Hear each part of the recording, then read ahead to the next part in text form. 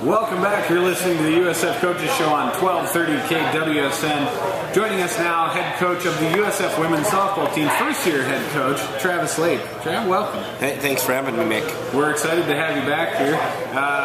Talking about the softball team and your first year as a coach, got to be a little bit of a daunting task here you undertook. You know, it's exciting because each day we really challenge the girls in new aspects of the game.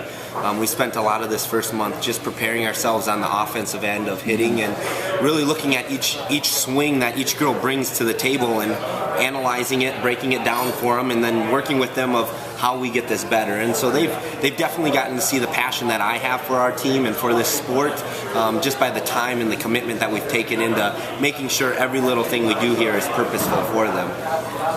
As you started to approach this year and you knew coming in, you knew some of the girls you've had some experience coaching, but not quite on this level. How did you really prepare yourself, and what was that first practice like when you got with the team? You know, I owe a lot of it to the women's head basketball coach, Travis Lape.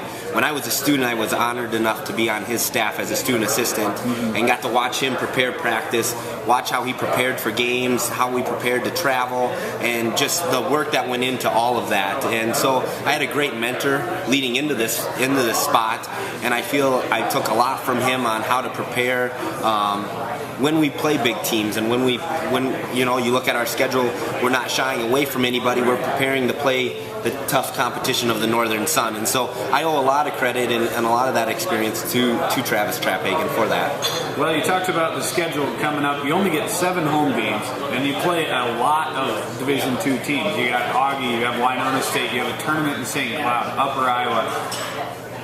When you look at that schedule, was that something that you helped put together and that you were looking for as you started gathering those teams? Absolutely. When I took over in the middle of May, we didn't really have a schedule set going into the summer, and so a lot of it was just calling teams and saying, hey, do you have open dates? And Winona and we got together this fall and played a doubleheader. Winona we played, and then we also played USD, and then he's like, you want to come back in February and play? We play on a Friday night, you'll play us, and then a Wisconsin Division II team. And so that's kind of what we're going to do on Friday to prepare us for that Saturday-Sunday tournament in St. Cloud, where we'll play a lot of Northern Sun teams in that tournament. As you start preparing this team and you start preparing your girls to go into this transition year, and you don't have postseason hope, what's your main focus and what do you hope to accomplish throughout the year? Every weekend set up, pretty much in April, we play every weekend out. And we're going to treat that as it's a qualifier for conference or it's a qualifier getting into regions. And we got to win 3 of the 4 to move on. And so we're going to treat every weekend bout with all the teams as this is building for something bigger. Right. And we're going to put ourselves in those pressure situations to hopefully prepare us for the next year when we get into that situation, we've already challenged ourselves mentally, physically, we're there, and we're just preparing ourselves now this year to be there. When you look over your roster, and I'll be honest, I don't know your roster very well.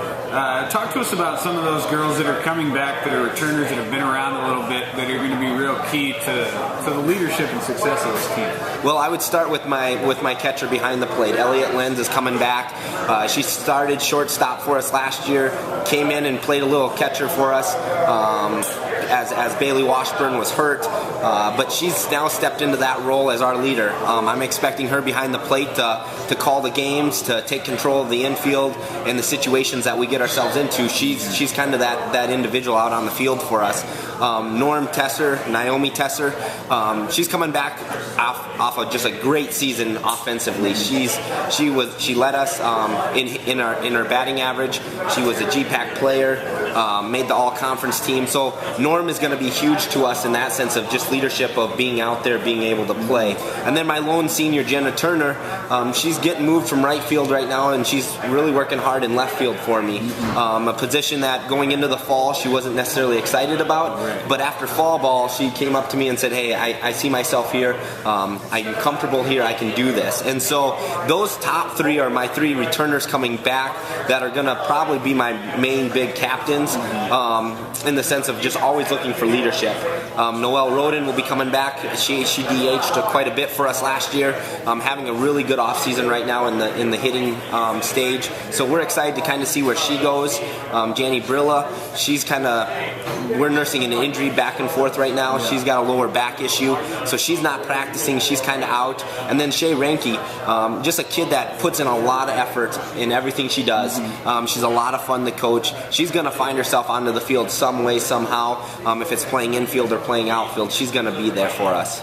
Well, looking over your roster, you have, as you said, you only have one senior, you have a few juniors, and mostly a lot of sophomores. Looking ahead, that's got to be a nice thing, especially for a first-year coach, knowing that you have some girls to develop over the next few years. Absolutely. When we move into this Division II officially next year now and play in the Northern Sun, it's going to be fun to have that veteran squad there. I'm going to have 7 juniors this year, 7 seniors next year to really lead us with coming in with the freshman class that's coming in 2012. So we're excited for that, just to have that upperclassmen, be able to mentor the younger ones. So then that following year when we really are rebuilding, we're not missing a beat because they've gotten that mentorship from the upperclassmen. Right. Well, you've got less than a month before the season starts. I know I'm keeping you from practice here, so we'll try and wrap it up here shortly, but as you look at this next month coming up, what's your focus turn to? I know you've been focusing, you said, a lot on hitting, a lot on the offense. I'm assuming the defensive and the fielding starts coming into play now. Absolutely. Once we get back from interim break, the girls are going to get their 6-day break here because it's pretty much their last break until May. We'll stay through. We travel to Florida for spring break. They'll stay through Easter because we play the Saturday before Easter, and so we'll have a team Easter together. So really, this is their last break.